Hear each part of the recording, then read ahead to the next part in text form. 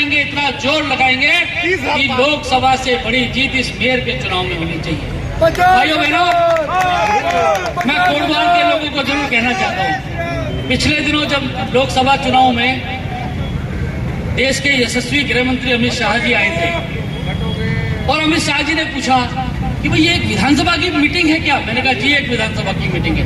बोले एक विधानसभा की मीटिंग में इतनी सारी भीड़ और इतना उत्साह, ये हमारे युवा मोर्चा के साथी हैं। बोले इतना युवाओं में उत्साह था, माताओं को देख के कितनी बड़ी संख्या में माताएं आई हैं, बहनें आई हैं। मैंने कहा साहब ये कोटद्वार की जनता है, ये कोटद्वार की जनता, इनका सबका सब बीजेपी पॉजिटिव हो गया है। ये सारे के सारे लोग भाजपा के समर्थन में हैं और भाजपा से सहमत है।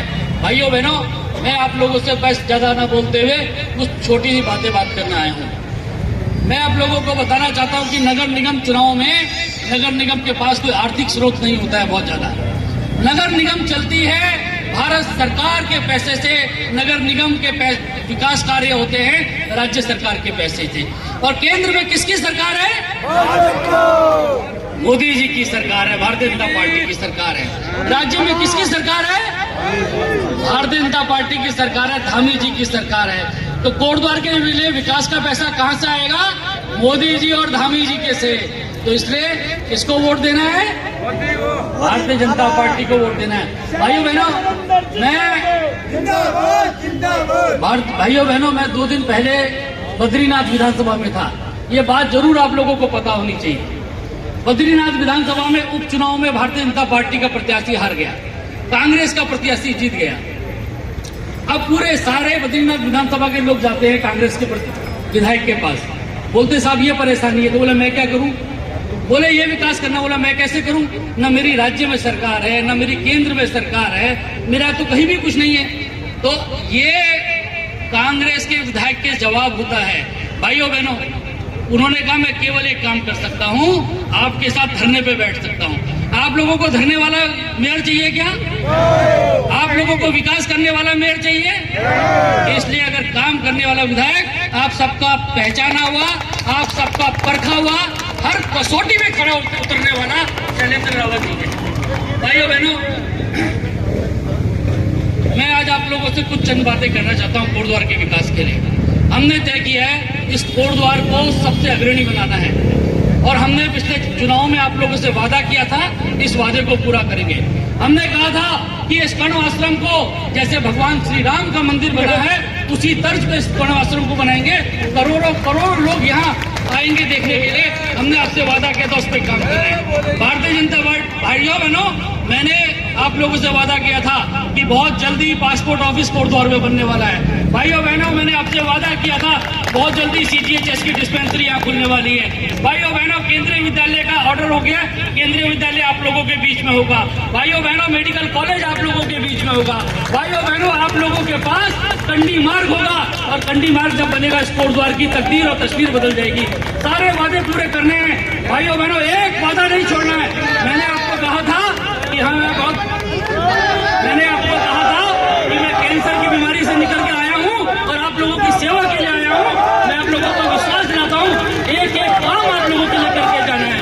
और भाइयों बहनों, आप लोगों से मेरा निवेदन है शैलेंद्र रावत जी को जिताने के लिए, और शैलेंद्र रावत जी की जीतनी ये मोदी जी की गारंटी है।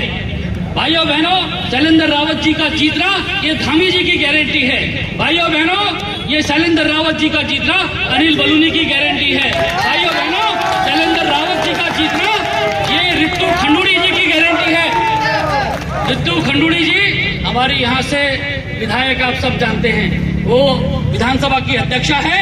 इस कारण हम लोगों के बीच में ऐसे राजनीतिक कार्यक्रम में नहीं आ सकती हैं, लेकिन मैं उनकी तरफ से आप लोगों से बोल सकता हूं कि रितु खंडूड़ी जी क्या भी कैंडिडेट शैलेंद्र भाई हैं और शैलेंद्र भाई को अपने वोट देना है। हम सब मिलके ट्रिपल इंजन की सरकार दे दीजिए इस कोटद्वार को। इस कोटद्वार की तस्वीर और तकदीर बदलेंगे। अभी देखिए, हम लोगों ने फैसला लिया है कोटद्वार का जो हमारा रेलवे स्टेशन है इसको मॉडल स्टेशन बनाना है। भारत के रेल मंत्री अश्विनी वैष्णव जी ने स्वीकार कर लिया है कि कोटद्वार के स्टेशन को मॉडल स्टेशन बनाना है। मैं आप लोगों को विश्वास दिलाता हूं, देश के हर कोने से यहाँ पर ट्रेन आने वाली है और जाने वाली है। कोटद्वार को सबसे बड़ा स्टेशन का हब हम लोग बनाने वाले हैं। हम पूरी ताकत के साथ कोटद्वार में विकास करने वाले हैं, लेकिन हमको एक जरूर साथी की जरूरत है। हमें एक साथी की जरूरत है साथ में, शैलेंद्र भाई के रूप में। अगर शैलेंद्र जी भी हमारे साथ हो जाएंगे, हम इसको ट्रिपल इंजन की सरकार बनाएंगे। और देखिए कैसा सहयोग है, कैसा सहयोग है। ये ट्रिपल इंजन मोदी जी के रूप में, धामी जी के रूप में, भाई शैलेंद्र जी के रूप में ट्रिपल इंजन है। उसी प्रकार से सांसद अनिल बलूनी के रूप में, रितु खंडूड़ी जी के रूप में और शैलेंद्र रावत जी के रूप में, ये कॉमन इंजन है। ये शैलेंद्र रावत जी कॉमन इंजन है, ये दोनों इंजनों में फिट हो रहे हैं। इसलिए आपको इनको डबल इंजन की तरह वोट देना है। भाइयों बहनों, मैं आप लोगों को ये विश्वास दिलाता हूँ, शैलेंद्र जी और हम मिलके, रितु जी हम मिलके, सब मिलके कोटद्वार के विकास में कोई कमी नहीं छोड़ेंगे।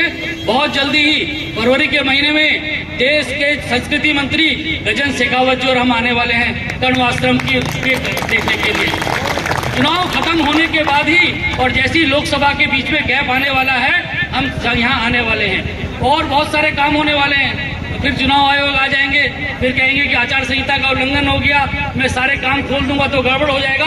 इसलिए इंतजार कीजिए, 25 तारीख के बाद सारे काम आपको बताने हैं। इसलिए मैं आप लोगों से निवेदन करता हूं कि आप लोग बड़ी से बड़ी संख्या में 2 दिन के अंदर हर घर जाके बताएंगे कि पैसा केंद्र सरकार से आना है, राज्य सरकार से आना है, भाई शैलेंद्र जी को जिताना है। और हमारे मेयर के प्रत्याशी के साथ साथ हमारे सौरभ नौटियाल जी वार्ड नंबर 31 से हैं, मनोज पांथरी जी वार्ड नंबर 32 से हैं, अमित नेगी जी हैं, प्रमोद केशवाल जी वार्ड नंबर 28 से हैं, शशिकांत जोशी जी वार्ड नंबर 29 से हैं, हरि सिंह नेगी जी वार्ड नंबर 27 से हैं। हमारे इन सब साथियों को भी आप लोगों ने जिताना है। साथियों, मैं अपनी इसी बात को कह के बात समाप्त करूंगा। मैं कहूंगा कि कोटद्वार का विकास कौन करेगा? आप कहोगे हम करेंगे, हम करेंगे। कोटद्वार का विकास कौन करेगा? हम करेंगे, हम करेंगे। कोटद्वार का विकास कौन करेगा?